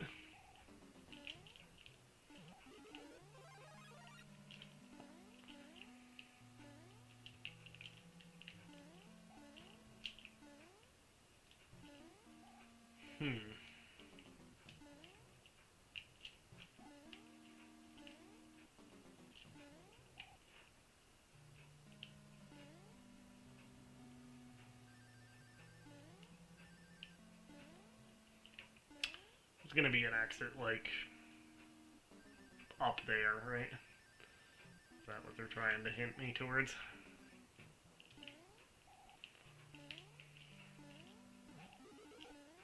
Well, maybe not, because that's not a raccoon tail.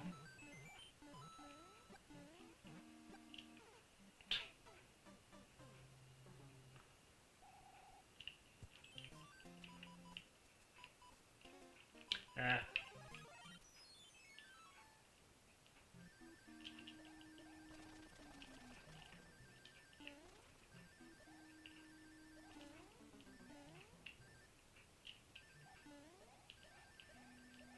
Let's just see. Yeah, that's it.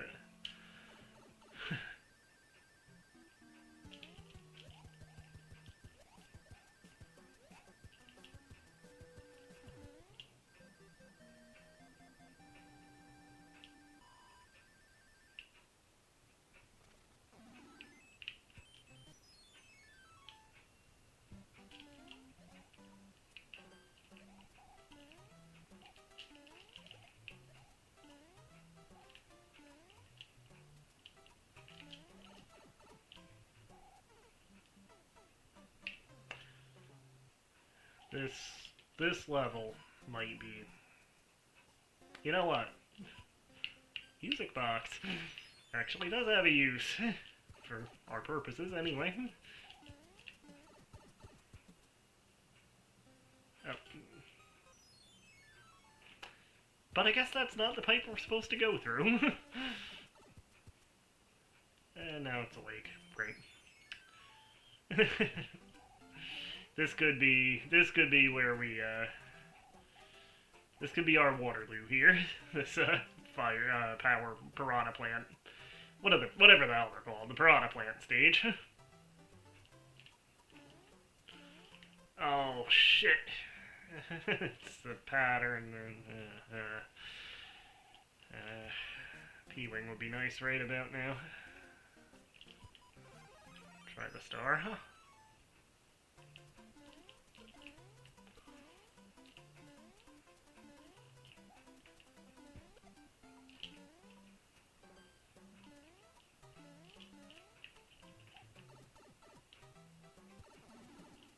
Oh, snap, is that it? Ooh, P-wing. Nice.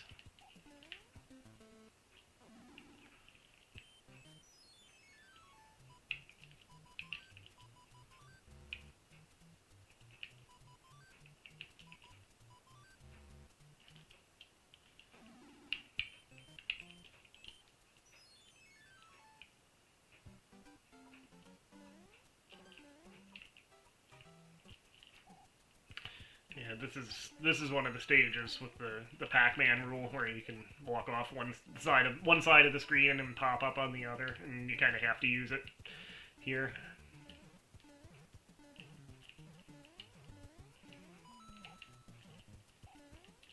Ah, damn.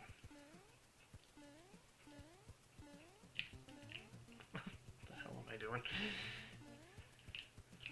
Come on.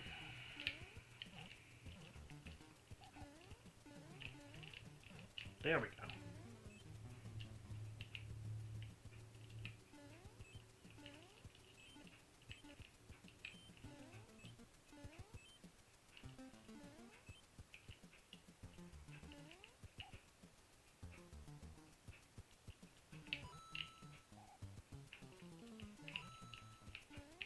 Oh, damn. Oh. That could have gone better.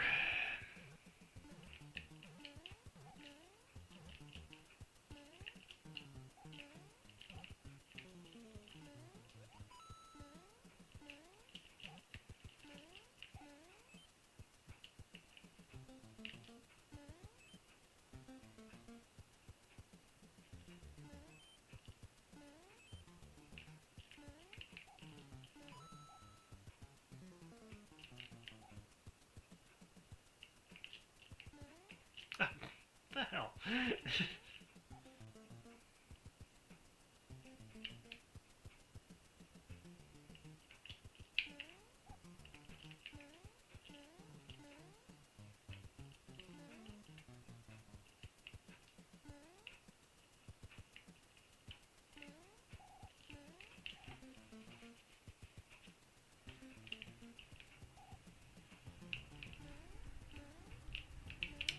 I see. I see. You want to actually, well, not die, but you want to hop over that pipe, drop back onto the arrow block, and then wrap around the screen. That's what you're supposed to do.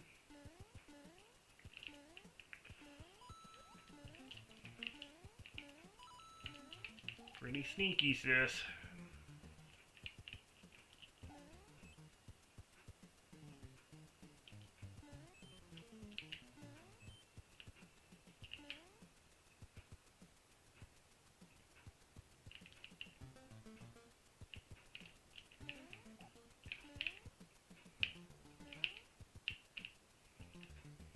There we go.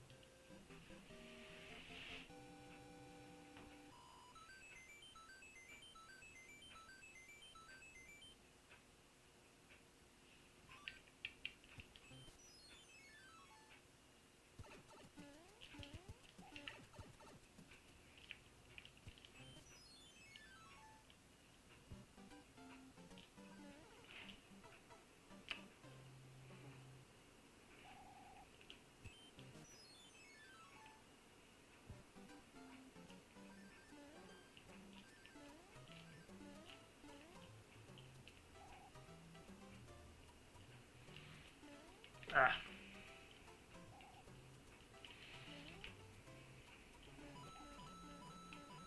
You're gonna make me jump on those, aren't you?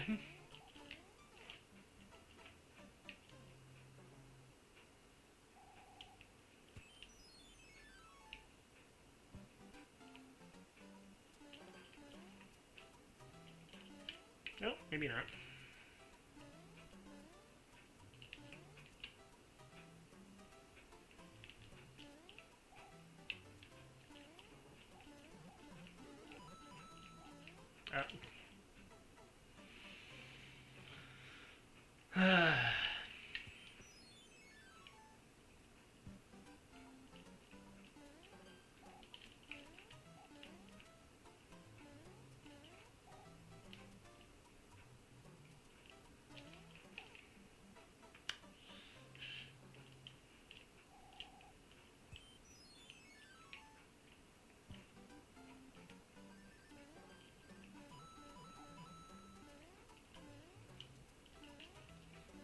Hmm.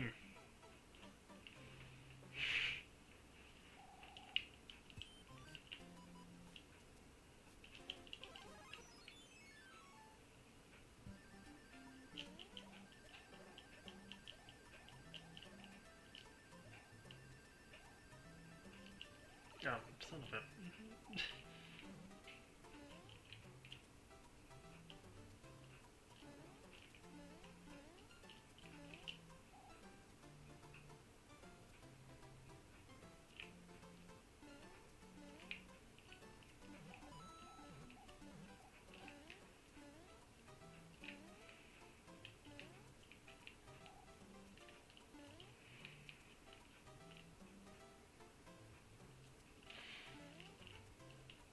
Wait, you can just walk over it?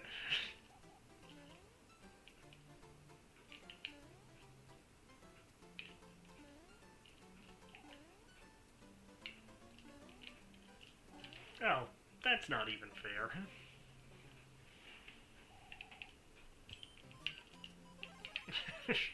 Hey, just see how far we can get with what resources we have left.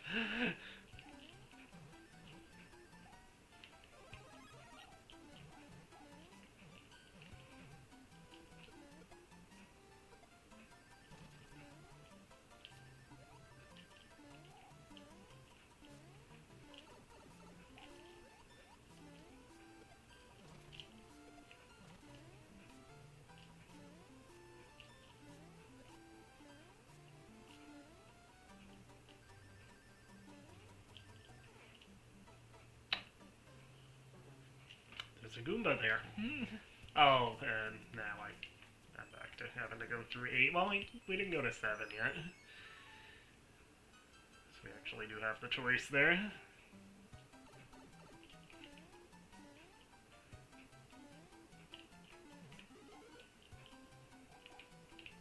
I think this is this one of the levels where you kind of have to, like, keep getting stars? Yeah.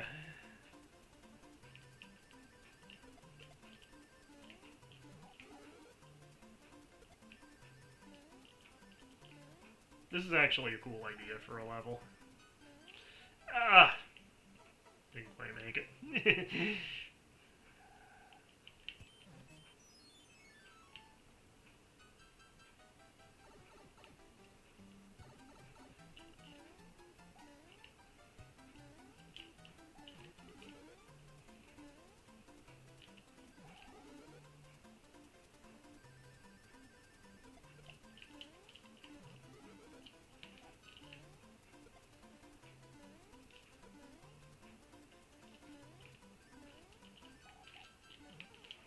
Almost.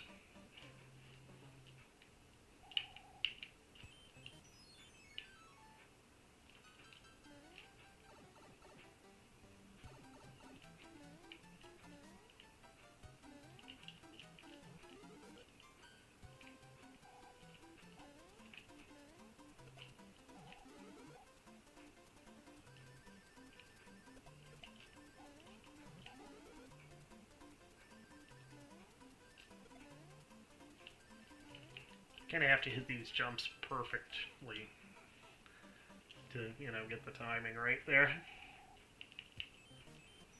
I think this is gonna be it. We're down to, well, 2 lives because the meter in this goes to 0, right?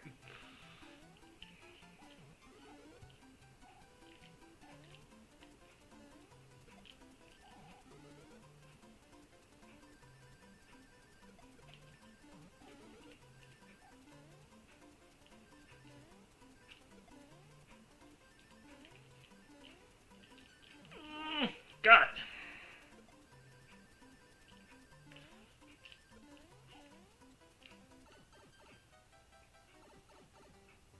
Ooh, got to the end. Nice. Good for you, Jack. We're still gonna die on 9.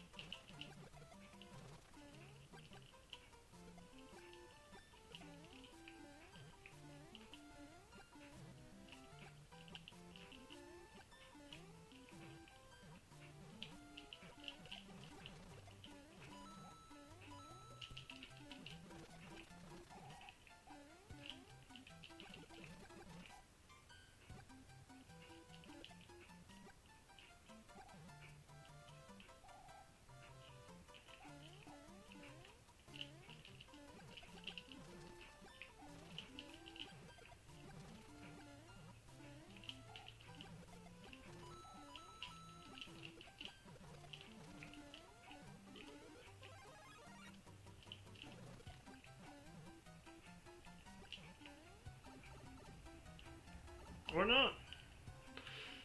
Not gonna die on 9.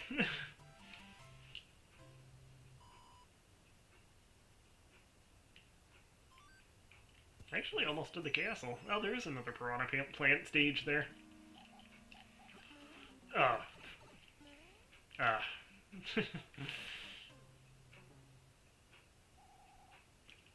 Alright, last life. We're done. We're done. That's fine. We got pretty... Yeah, there we go. We got pretty deep into it anyway, so that was not a bad run. Yeah. You know, I wonder if... Because I'm playing this through a Game Genie, I'm just using it as a pass-through to make the Famicom cartridge and adapter into and out of the NES easier. I wonder if Game Genie codes would actually work on the Japanese version. They probably would, right? Yeah, I don't know. Might be fun to, you know, do like a God mode Hammer Brother suit run sometime in the Japanese version. Try to get to the end. Can't talk. Get to the end that way. But yeah, for now, I think that's good. What's our score? 704,000 and change. I've had better scores for complete run-throughs. But anyway, that's it. That's Japanese Mario 3. Definitely trickier, just because of not being able to take that extra hit like in the North American version. It does have a little bit more trickiness to it than the one that we're used to here in America. But it's a fun game in any form.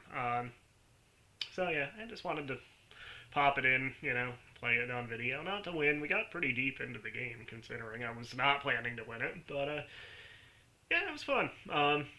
For a playthrough just for fun, I had fun. So yeah, that's Japanese Mario 3. I'll be back with something else, hopefully sooner than this last time. But for now, thanks for watching. Hit like, hit subscribe, ring the bell, and we'll see you again for more Dan Plays sometime.